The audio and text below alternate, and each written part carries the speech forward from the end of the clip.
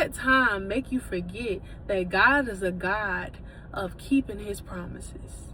Don't let time make you forget that, because there are going to be some things that God has promised you in your life, and it may not come to pass until 5 years later, 10 years later, whatever the case may be.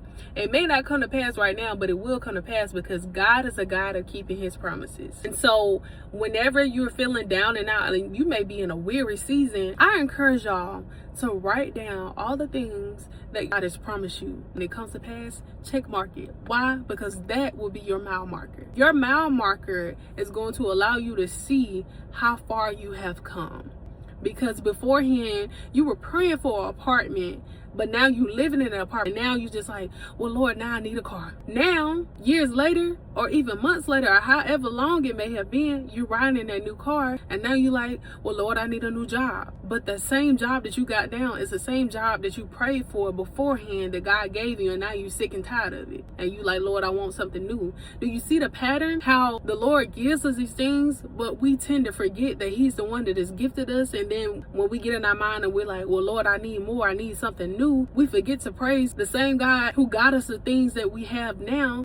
So really, if you keep a notebook, if you keep yourself a notebook and you write down all the stuff that God has done for you, then when it's time for you to transition, you won't grow weary, and you will thank God for where you at now, because there was a time when you was praying for the position that you at now. And now that you own years later and you know that it is time to move on, you're just like, well, God, I don't know how you're going to do this, how he did it the last time. He did it, right? So why are you worried about how he gonna do it? Just know that he gonna do it.